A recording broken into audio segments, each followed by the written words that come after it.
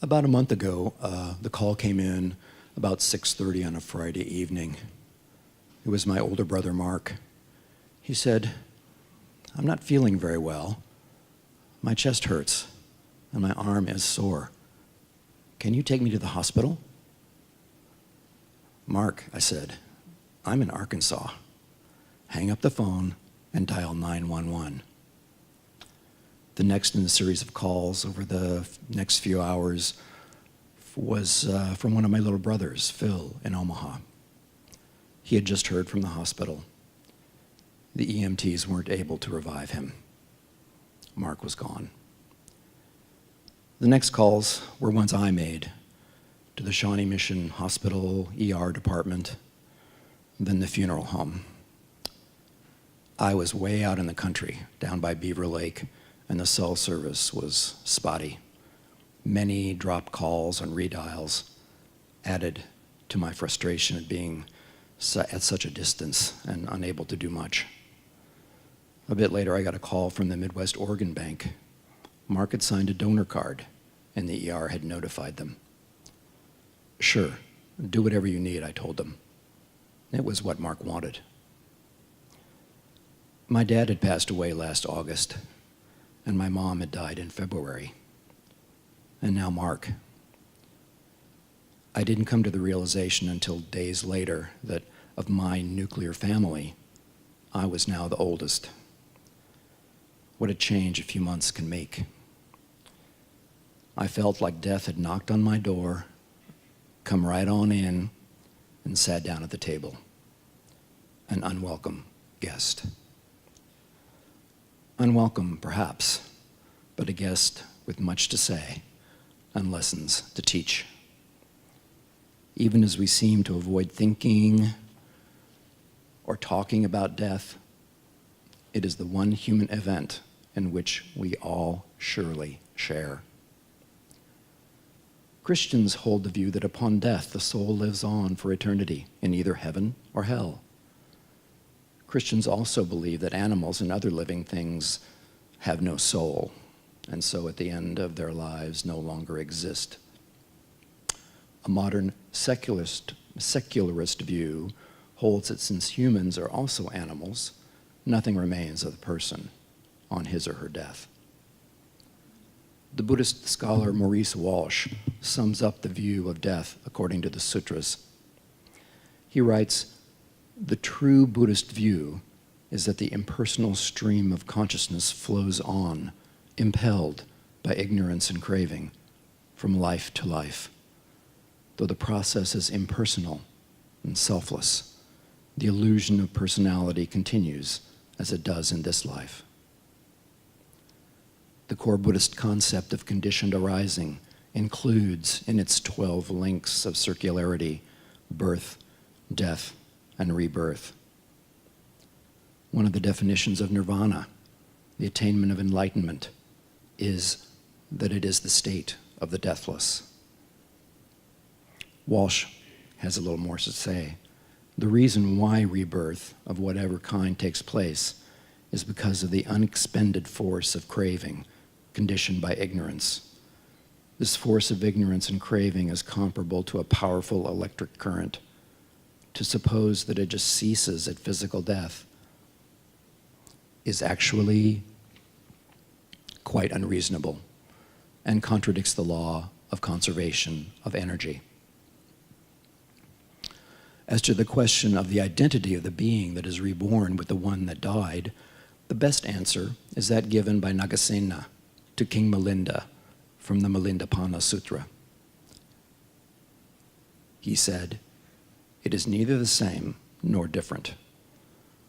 The whole process is quite impersonal, but seemingly a being exists and is reborn. When you take the self out of the equation, the idea of reincarnation changes into the concept of selfless rebirth."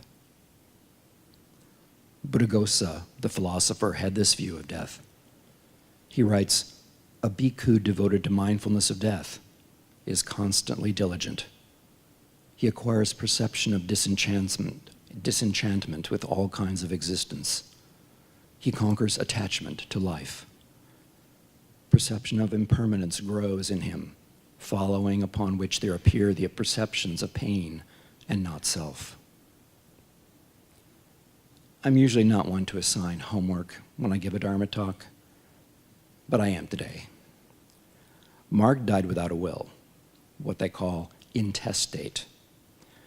We'd never talked about what his wishes were or any of that, even when my folks passed. The process of dealing with Mark's estate, such as it is, even to what to do with his ashes, are now left up to my brothers and me. So, I ask you to do your loved ones one of the biggest favors of their lives. Share with them what your last wishes are. Make a will and make sure they all have copies. Do this for them. They will be forever grateful. And while you're at it, write out a brief obituary for yourself. What would you want to be remembered for? It's a great exercise in selflessness. My parents, on many occasions, showed they were interested and curious about my Buddhism. Mom became a daily meditator. To honor that interest and curiosity, during their celebration of life ceremony up in Omaha last April, I read a brief passage from a translation of the Tibetan Book of Living and Dying. I'd like to close with it today.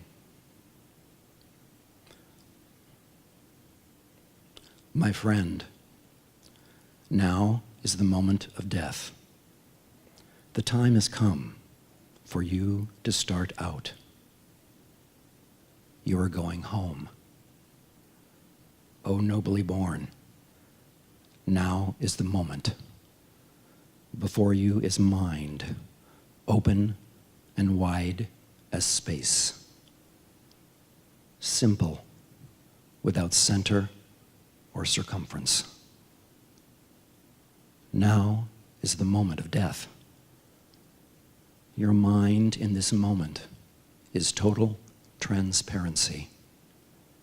No color, no substance, empty, sparkling, pure, vibrant.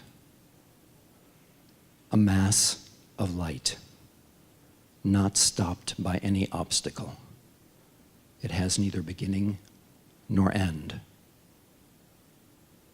Death has happened. It happens to everyone. Merge with the clear, white light. Don't long for what's finished. You can't stay here anymore.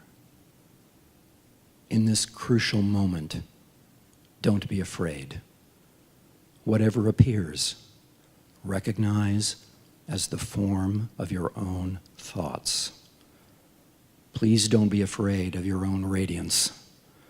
You no longer have a physical body, so nothing can hurt you. You can't die again. You've wandered so long in this muddy swamp.